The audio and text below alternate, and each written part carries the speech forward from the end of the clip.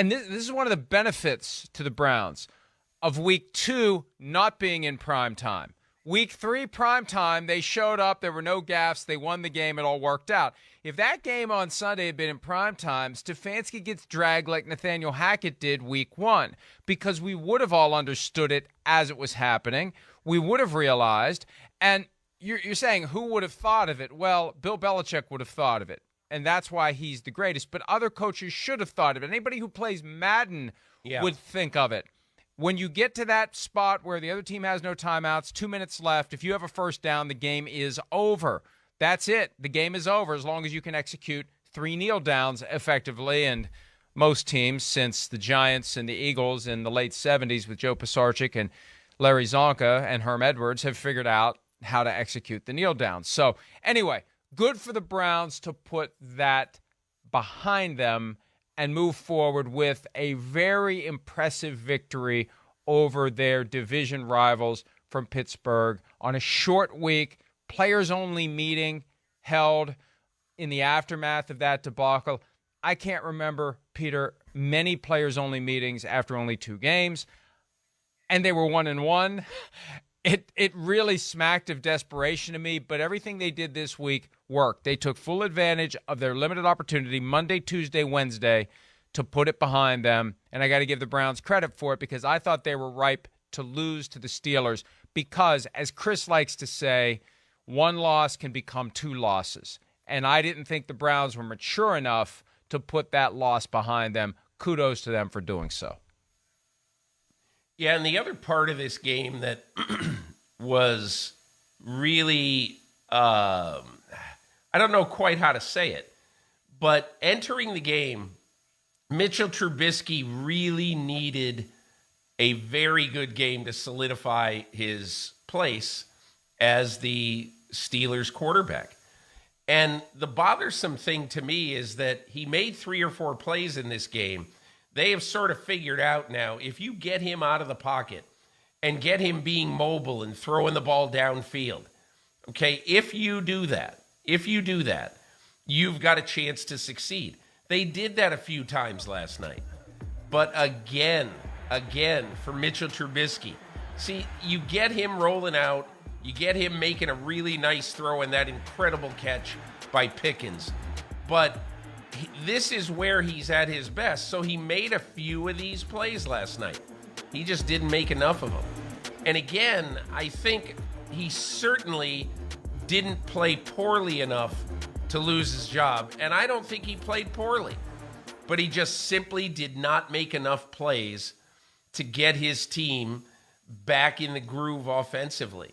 And look, last night, you saw again that the Steelers last year, who had an absolutely nightmarish year when they were trying to play the run, that continued again last night. They did a little bit better in the first 2 games, but again, you play the Browns, you better be able to play the run. They didn't play the run well last night. And so, look, you need a quarterback who's going to be able to put up some points on the board. And last night, they didn't have him.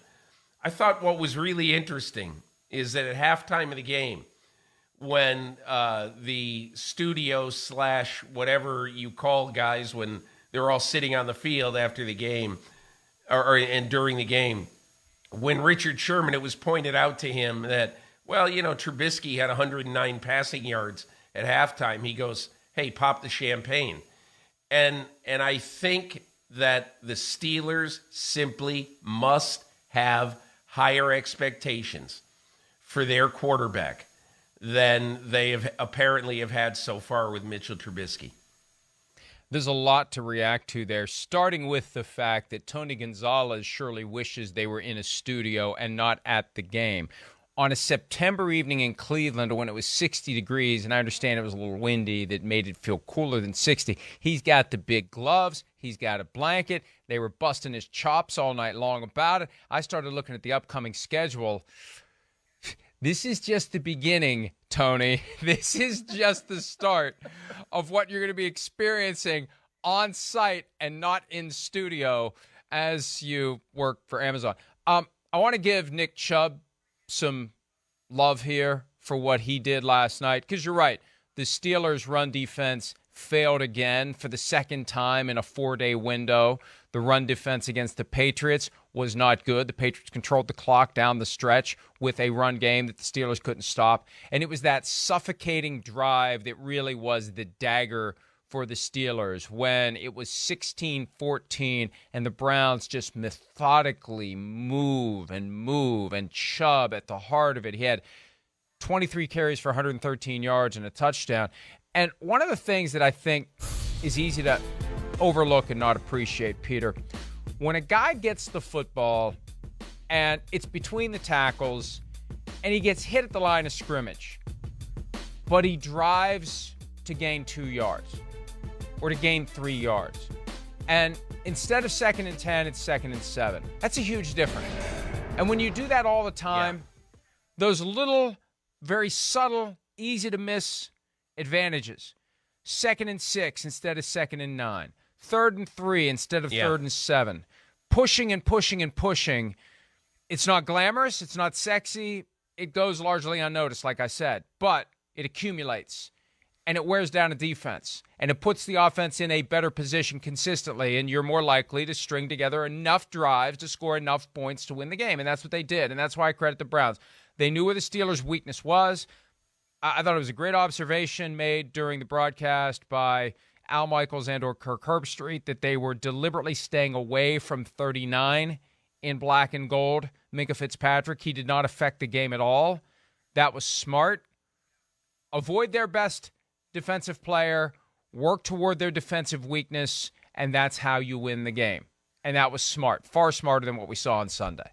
Hi, it's Mike Florio. Thanks for watching PFT on YouTube. Hit subscribe for the latest news and analysis from Pro Football Talk.